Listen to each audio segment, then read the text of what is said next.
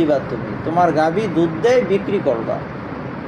তো আমি একটা পাত্র নিয়ে গেছি, একটা জগ নিয়ে গেছি, যে জগের মধ্যে ময়লা আবর্জনা আছে, কুকুরের লেদা আছে, কুকুরের গু আছে, অথবা কোনো পশু পাখির কি আছে, গু লাইগা রয়েছে, ময়লা আবর্জনা দেখা যাইতেছে। তো হাসিব, তখন তোমার দুধ আমি টাকা দিলেই কি তোমার দুধটা এই পাত্রে দিবা, আমার জগে দিবা? দিবা না। কেন? কারণ এই পাত্রে, এই জগে দেওয়ার সাথে সাথে দুধটা কি হয়ে যাবে? নষ্ট হয়ে যাবে। নষ্ট হয়ে যাবে, দুধটা সুন্দর থাকবে না, নষ্ট হয়ে যাবে। ঠিক অনুরূপভাবে তুমি আমি যে গুনাহ করি, এই গুনাহের দ্বারা তোমার আমার পাত্র সিনা ময়লাযুক্ত হয়, কালো হয়। একটা গুনাহ যখন বান্দা করে, তখন তার কলবের মধ্যে, সিনার মধ্যে একটা কালো দাগ লাইগা যায়। যখন আরেকটা গুনাহ করে, তখন আরেকটা কালো দাগ লাইগা যায়।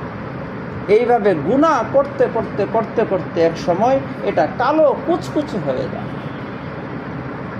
তো বলো, এই নাপাক সিনার মধ্যে, পাত্রের মধ্যে আল্লাহ তাআলা কি কোনোভাবে কিছুতেই তোমাকে আমাকে এই এলেমের নূর দিবেন? বলেন দিবেন? বলো, দিব?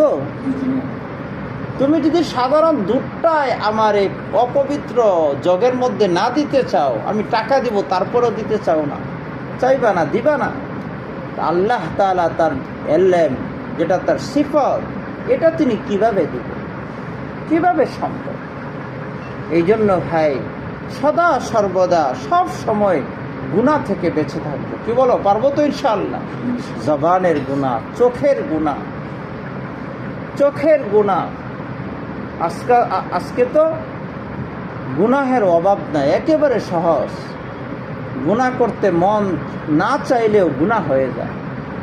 গুনাহ এত সহজ হয়ে গেছে, এত সহজ হয়ে গেছে।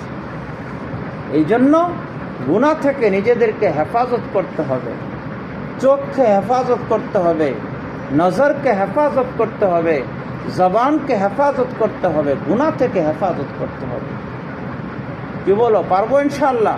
হ্যাঁ, কখনো গুনাহ করবো। অনেকে বাসা বাড়িতে যাও, গান বাদ্য শোনো, মোবাইলে সিনেমা দেখো, নাউজুবিল্লাহ, মোবাইলে গান বাদ্য দেখো, নাটক দেখো। প্রত্যেকের বাসার মধ্যে গ্যালাক্সি মোবাইল আছে, মা বাবার মোবাইল আছে, এগুলো দেয়া ব্যবহার করো।